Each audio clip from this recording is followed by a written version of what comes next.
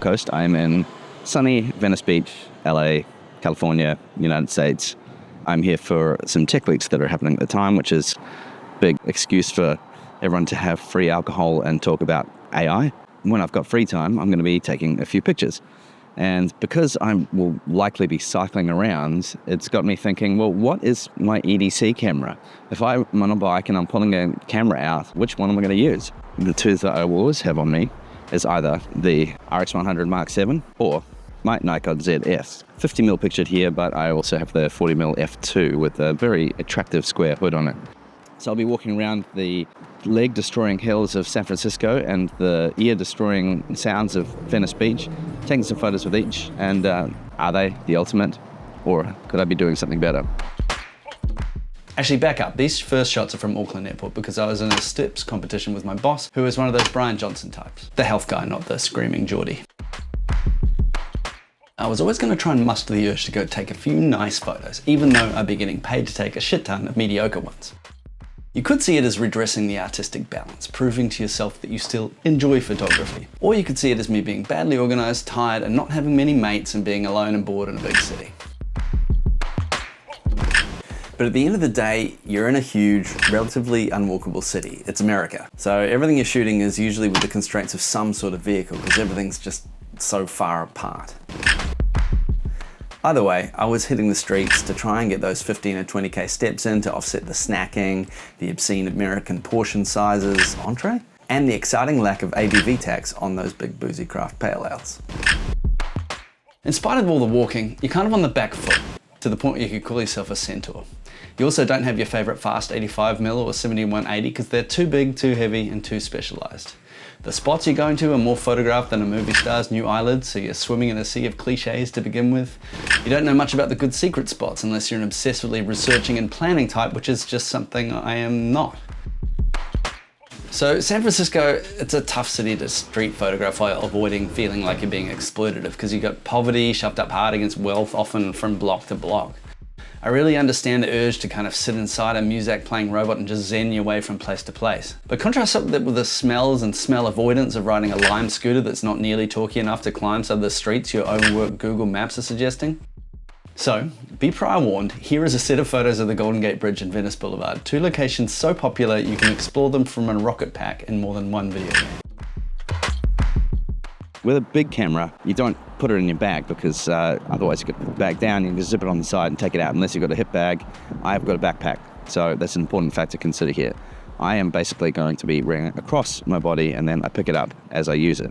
With the RX100, I can have it in a pocket, pull it out, put it on the wrist strap and shoot. Far more convenient, most people would say. If you've ever ridden a bay bike, you'll see why cycling with a camera on your chest is a problem. These things weigh, just going to conservatively estimate 50 kilos, and when you're going up the, let's conservatively say 30-degree slopes of a San Francisco street, you are bobbing up and down, sweating, cursing, and breathing in not the cleanest air on this side of the world. If you're doing that, having a camera strapped across your body, that's a liability. It's compressing your chest. It's bouncing up and down. The back screen's getting sweaty. Smaller in these cases. It's going to be better.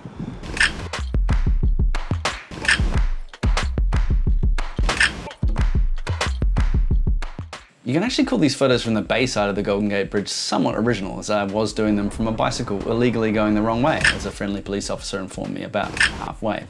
He didn't even draw a firearm in spite of me holding a 360 camera in a publicly menacing way.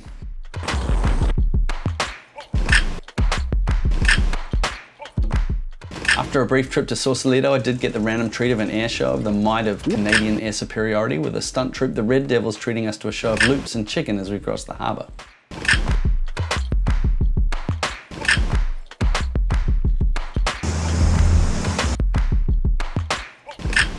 The RX100 VII is an absolute beast here. It's having a 200mm and great tracking autofocus in an unplanned manner make me feel more than a little lucky.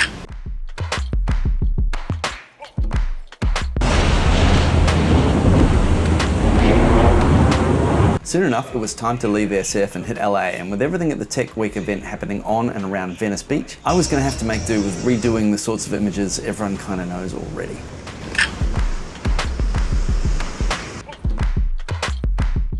Luckily, a lot of people are there to be seen. putting more sartorial effort into sweat in a bowl than I do at the average wedding. Of course, I'm always packing the Nikon Zf as well, and the colors here are really the blessing. I can't put into words what the 40mm does with contrast, but it being such a good walk-around lens is not just because of how big it is. Compare that to the image, which falls apart a bit on the RX100, you know, maybe because of the tiny element that I've got on there is finally suffering from the scratches I've been inflicting in it over the years. But sometimes you really just do want to go to f1.8 and throw out the background, which it cannot do. Instead, you have to adapt and adopt that deep focus mindset and make it part of the style. It forces you to slow down a bit, but if like me, you have a bad habit of getting scared and popping off no-look shots without breaking a step, which only come out 1 in 20 times, maybe that's a bit of discipline you should study. When it came to action shots or just needing a zoom, the RX100 comes in clutch because if anything went wrong, I'd just spam the AI noise reduction for the many times the image just started falling apart. It's maybe this one change alone, the AI noise reduction, that so long as you're not one of those insufferable all-in-the-camera purists, that makes the RX100 a camera for all seasons. Typically, I found myself pulling out the Nikon Zf for basic street photography, especially if I was walking around or the scene was really dark. The full frame aspect just means you'll get more keepers due to the great dynamic range and the overall image quality, and my style of pushing the curves and editing just kind of works better with this sort of camera. It's more forgiving. Did I get any shots I couldn't have gotten with the RX100? Well, yeah, it's kind of clear that the biggest letdown of the RX100 is the dynamic range and low light performance. If I was a more careful, considered photographer, this wouldn't even be an issue. I'd be using flash compensation, steadying things, taking my time, doing multiple exposures and stacking in Lightroom, but I'm just not. And when it comes to snapping at night, firing off shots willy-nilly, then saving them in post, or just basically being lazy, then full frame is a pretty appealing crutch, insofar as a crutch can be appealing. Should say that a drone is in no way part of my EDC, but I did take it all the way to the States and I did do my Part 107, so I'm going to put these photos in here anyway. But a drone is not part of an EDC because it just takes way too long to set up.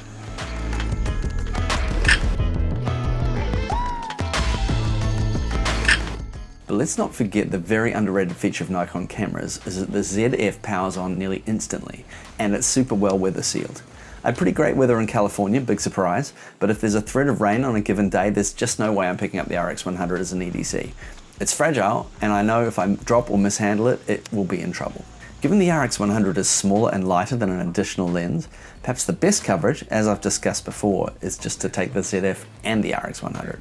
But there's just no comparison in the feel and size of the two cameras. So it did get me thinking, is this where I start changing my EDC to something more forgiving? Is it just because the Ricoh GR keeps appearing in my feed that I'm reaching these conclusions? Would an APS-C compact solve my problems? The solution, unfortunately, probably lies in Marketplace, and will be in the next video, I'd say. See you then.